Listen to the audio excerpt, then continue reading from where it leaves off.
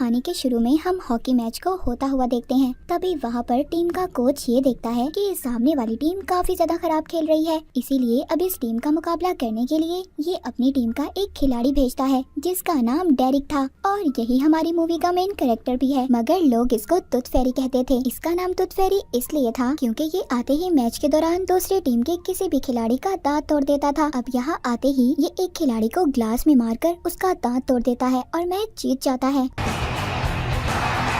वहाँ पर बैठे सभी उसके फैंस उसका जोर जोर से नाम बुलाते हैं। डेरिक को किसी का दांत तोड़ना बहुत अच्छा लगता था, इसे इस चीज से काफी खुशी मिलती थी। अब डेरिक की ऐसी हरकत पर उसको जुर्माना हो जाता है कि उसने मैच में एक आदमी को मारा। उसे तो जैसे इस बात पर कोई अफसोस ही नहीं था, बल्कि वो जो करता था उसे ये करना पसंद था। इसके बाद डेरिक जब लॉकर रूम में जाता है वहाँ पर उसको एक नया लड़का मिलता है। बाद में इसे पता चलता है कि ये उसकी टीम का नया खिलाड़ी है, मगर डेरिक को उसे देखकर ऐसा लगता है कि वो बिल्कुल भी अच्छा खिलाड़ी नहीं है। अब जब डेरिक वहाँ पर स्टेडियम से निकल रहा था तभी वहाँ पर एक छोटा सा बच्चा डेरिक से ऑटोग्राफ लेता है। कहता है कि मैं भी आपकी तरह बनना चाहता हूँ, मगर ये उस बच्चे को बहुत ही बुरी तरह जवाब देता है। कहता है तुम ऐसे कभी नहीं बन सकते। वो बच्चा इसकी बातें सुनकर थोड़ा सा उदास हो गया था। इससे हमें ये पता चलता है कि डेरिक थोड़ा सा बदतमीज भी था। अब इसके बाद डेरिक अपनी दोस्त कार लेके घर जाता है जिसके 2 बच्चे थे। उसका बेटा डेरिक को बिल्कुल पसंद नहीं करता था। उसी दिन शाम को डेरिक अपने दोस्तों के साथ कार्ड्स खेल रहा था जिसमें वो हार जाता है। उसके सारे पैसे खत्म हो जाते हैं। अब वो पैसे कार्ले की बेटी के तकिए के नीचे से चोरी कर लेता है जो कार्ले ने रखे थे। उसने अपनी बेटी को ये कहा था कि जब तुम्हारा दांत टूट जाएगा तो तुम इसे अपने तकिए के नीचे रखकर सो जाना। टूथ फेरी आकर तुम्हारा दांत ले जाएगी और तुम्हें इनाम में पैसे देगी। मगर अब कार्ले की बेटी जब रात को उठती है तो उसके तकिए के नीचे दांत नहीं था। वो अपनी मॉम से कहती है कि टूथ फेरी मेरा दांत तो ले गई मगर मुझे पैसे नहीं देकर गई। अब कार्ले की बात समझ गई थी कि जो पैसे इसने रखे थे वो डेरिक ने उठा लिए। इस बात पर वो उसे बहुत डांटती है और कहती है कि तुमने अच्छा नहीं किया। अब एक दिन रात को सोते हुए डेरिक को अपने तकिए के नीचे एक नोट मिलता है जो फेरिस की दुनिया से आया था। डेरिक ये देखकर काफी ज्यादा हैरान हो जाता है, मगर अचानक से उसके पर निकल आते हैं और उसकी बॉडी पर पिंक कलर का सूट आ जाता है और वो फेरिस की दुनिया में चला जाता है जहाँ पर उनका मैनेजर इससे मिलता है। इसका काम नई फेरिस को काम सिखाने का था कि एक फेरी कैसे बना जाता है। तभी वहाँ पर एक बूढ़ी फेरी आती है जो फेरिस की दुनिया की हेड थी। वो आकर कहती है कि तुम बुरे काम करते हो और तुमने कल रात ही 2 बच्चों के ख्वाब तोड़े हैं, इसीलिए तुम्हें इस बात की सजा मिलती है कि तुम्हें 2 हफ्ते तक टूथ फेरी बनकर यहाँ पर काम करना होगा। अगर इस दौरान तुमने कोई भी गलती की तो तुम्हारी सजा बढ़ा दी जाएगी। इसके बाद हेड उसको सारे रूल समझाती है, जिसके बाद इसको एक आदमी के पास भेज दिया जाता है। ये वो आदमी था जो यहाँ के सारे टूल्स और इस्तेमाल होने वाली जादुई चीजें बनाता था। अब वो आदमी इसको कुछ चीजें देता है जैसे श्रिंकिंग पेस्ट, यानी जिसे इस्तेमाल कर ये छोटा हो जाएगा, और दूसरा एक ऐसा पाउडर था जो किसी के भी ऊपर डालने से उसकी यादें गायब हो जाएंगी, और तीसरा था इनविजिबल स्प्रे जिससे ये गायब हो सकता था। अब डेरिक को उड़ने की ट्रेनिंग के लिए ले जाया जाता है मगर वो ठीक से उड़ नहीं पाता, जिसके बाद अब अगली सुबह डेरिक की आंख अपने बेड पर खुलती है और ये सब उसको एक सपना लग रहा था। अब ये कार्ले के घर जाता है। वहाँ पर जाकर ये उससे सॉरी बोलता है अपनी पुरानी हरकत पर जो इसने उसकी बेटी के पैसे चुराए थे। मगर अब कार्ले से कहती है मैं अपनी बेटी के साथ जा रही हूँ और उसे अपने घर पर अपने बेटे के साथ रुकने का कहती है। ये उसके बेटे से बात करने की कोशिश करता है मगर उसका बेटा तो इसे पसंद ही नहीं करता था। लेकिन डेरिक जब थोड़ी सी बात करता है तो उसका बेटा भी इससे बात कर लेता है। डेरिक को पता चलता है कि कार्ले के बेटे को म्यूजिक बहुत पसंद है।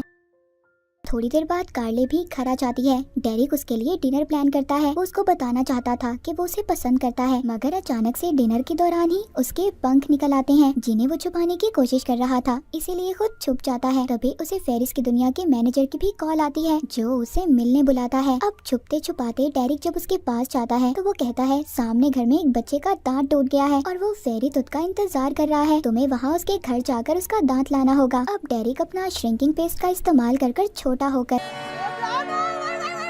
उस बच्चे का दांत लेने जाता है। अब वो दांत लेकर जैसे ही वापस आ रहा था तभी वो बच्चे का हाथ लगने की वजह से नीचे गिर जाता है। वो बच्चा भी जाग गया था और डेरिक को देखकर डर जाता है। तभी डेरिक जल्दी से कार्ले के घर जाकर छुप गया था। अब अगले दिन डेरिक अपना मैच खेलने जाता है। जब वो मैच खेल रहा था मैच के आखिरी मिनट में उसको फेरिस की दुनिया से काम मिल जाता है जो उसे लाजमी करना था। अब इस वजह से उसका ध्यान मैच से हट जाता है और उसकी टीम हार जाती है। टीम के खिलाड़ी इस बात से काफी ज्यादा नाराज थे पर वो किसी की नहीं सुनता और वॉशरूम वॉशरूम में जाकर छुप जाता है जहाँ पर उसके पर निकल आए थे। सभी खिलाड़ी उसे बाहर आने का कहते हैं मगर वो श्रिंकिंग पेस्ट खाकर फ्लैश के रास्ते से स्टेडियम से बाहर आ गया था, जहाँ पर उसको मैनेजर मिलता है जो अब उसे काम बताता है कि ये बच्चे के घर जाओ और उसका दांत लेकर आओ। पर अब वो उस बच्चे के घर जाकर सब घर वालों को बेहोश कर देता है और बच्चे का दांत लेकर फेरिस की हेड को दे देता है। लेकिन अभी भी इसका काम पूरा नहीं हुआ था क्योंकि ये गलत तरीके से बच्चे का दांत लाया था। फेरिस की हेड उसको इस बार बहुत डांट कर कहती है अब अगली बार तुम्हें जो भी काम दिया जाएगा तुम इसको ईमानदारी से करोगे। अब वो उसे एक और बच्चे के बारे में बताती है मगर वो बच्चा अभी तक सोया नहीं था जिसका इसको दांत लाना था। अब ये मैनेजर के पास बैठकर इंतजार करने लगता है। मैनेजर वहाँ पर सब टूथ फेरीज को देख रहा था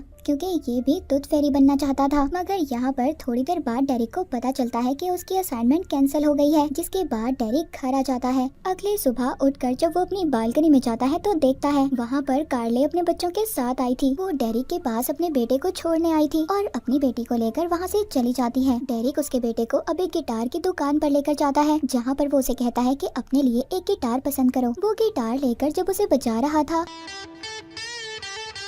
तभी वहाँ पर एक लड़की आती है जिसको उसकी धुन अच्छी लग रही थी। तभी उधर एक और लड़का आकर उसे तंग करने लगता है मगर डेरिक उसको डांट कर वहाँ से भगा देता है। कार्ले के बेटे को भी ये सब अच्छा लग रहा था इसीलिए बुस्की और डेरिक की दोस्ती हो जाती है। शाम को कार्ले जब घर आती है तो सबको खाना खाने का कहती है पर उसी वक्त डेरिक को फेरिस की दुनिया से काम का मैसेज आ जाता है और वो सबको अपने घर से जाने का कहता है। कार्ले डेरिक के इस रवैये से काफी हैरान थी। अब वो टूथ फेरी बनकर मैनेजर के पास जाता है जो उसे इस बार अपने ऊपर इनविजिबल स्प्रे के इस्तेमाल का कहता है। अब जब वो बच्चे के घर जाकर उसका दांत लेने जाता है अपने ऊपर स्प्रे कर तभी वो एक टेबल से टकरा जाता है। सब घर वाले डर गए थे। उन्हें ऐसा लग रहा था कि उनके घर में कोई भूत आ गया है। उनका डॉग भी डेरिक को देख लेता है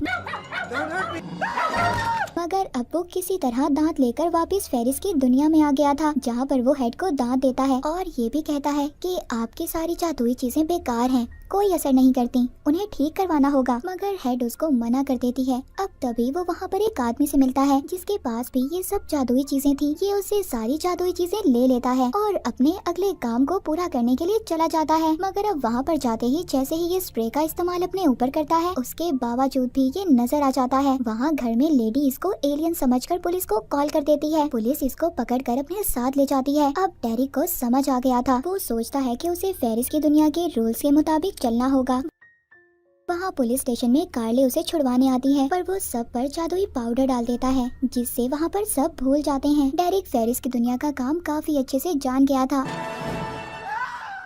अब वो बगैर किसी प्रॉब्लम के बच्चों के दांत हेड को लाकर दे देता था। वहाँ का मैनेजर उससे पूछता है कि तुम्हें ये काम कर कर कैसा लग रहा है। डेरिक उसे कहता है अगर तुम चाहो तो तुम भी टूथ फेरी बन सकते हो। मैनेजर को प्रैक्टिस करवाने अपने साथ ले जाता है जहाँ पर वो खुद भी मैच की प्रैक्टिस करता है और कार्ले के बेटे को भी गिटार बजाना सिखाता है। अगले दिन डेरिक का मैच था जहाँ पर वो बिल्कुल भी अच्छा नहीं खेल रहा था। कोच उसे बहुत डांटते हैं जिस पर वो काफी ज्यादा परेशान हो जाता है। अब जब वो परेशान था और अपने घर वापिस आ गया था तभी वहाँ पर कार्ले अपने बच्चों के साथ आ जाती है। उसका बेटा उसे कहता है मुझे प्रैक्टिस करवाओ। अब क्योंकि डेरिक बहुत ज्यादा परेशान था और गुस्से में भी था वो अपनी परेशानी में कह देता है तुम बिल्कुल भी अच्छा गिटार नहीं बजाते। इस बात पर कार्ले के बेटे को गुस्सा आ गया था और वो अपना गिटार भी तोड़ देता है। कार्ले भी इस बात पर उस पर बहुत गुस्सा करती है। जिसके बाद डेरिक के घर पर उसका मैनेजर आता है, उसे पार्टी करने का कहता है। अब उसका मूड तो पहले ही खराब था, वो सारा गुस्सा मैनेजर पर निकाल देता है। अगले दिन जब उसका मैच था तो वो वहाँ पर मैनेजर भी था जो सिर्फ डेरिक को नजर आ रहा था। डेरिक अपना मैच पूरे ध्यान से खेलता है और इस बार वो काफी अच्छा स्कोर भी करता है और जीत जाता है। सब लोग बहुत ज्यादा खुश थे। अब तभी उधर मैनेजर बताता है अगली असाइनमेंट तुम्हारी कार्ले के घर की है जहाँ पर जाकर तुम्हें उसकी बेटी का दांत लाना होगा। अब पहली बार डेरिक अपने परों के साथ स्टेडियम से बाहर निकलता है। सब उसे देखकर हैरान थे, सबकी आंखें खुली की खुली रह जाती हैं। मैनेजर वहाँ पर सब पर पाउडर फेंक देता है जिससे सब लोग वहाँ पर ये सब कुछ भूल जाते हैं। अब जब डेरिक कार्ले की बेटी के पास जाता है तो उसे बता देता है कि वो ही टूथ फेरी है मगर ये उसका सीक्रेट है। ये सुनकर कार्ले की बेटी काफी खुश थी। अब वो उसके बेटे के पास भी जाता है जहाँ जाकर वो उससे माफी मांगता है और जादू से उसका गिटार भी जोड़ देता है जिससे वो काफी खुश हो गया था। जब कार्ले ये देखती है तो उसे ऐसा लग रहा था कि डेरिक बच्चों को खुश करने के लिए ये सब कर रहा है। जिसके बाद डेरिक कार्ले के बेटे को हवा में उड़ाकर कर उसके शो में टाइम पर पहुंचा देता है, मगर उसको नीचे उतारते ही पाउडर फेंक कर उसे सब भुला देता है। अब जब वो दांत लेकर फेरिस की दुनिया में जाता है तो वहाँ पर हेड भी उससे खुश थी, उसकी सजा को माफ कर देती है और अब उसकी यादों को भी मिटाकर मैनेजर को डेरिक की जगह पर टूथ फेरी बना देती है। मूवी के आखिर में डेरिक कार्ले के पास जाता है जहाँ वो अपने बेटे के शो में बैठी थी। ये उसे बता देता है कि वो कार्ले को पसंद करता है, वो भी इसे हाँ कर देती है। आखिरी सीन में डेरिक को मैच खेलते दिखाया जाता है, वो आदमी जो फेरिस की दुनिया में जादुई चीजें बनाता था, और फेरिस की हेड आम इंसान बनकर उसका मैच देखने आते हैं, मगर ये उन्हें नहीं पहचान पाता क्योंकि हेड ने उसकी सारी यादों को मिटा दिया था। अब ये उसकी मदद करते हैं और इसी के साथ ये मूवी यहीं पर खत्म हो जाती है।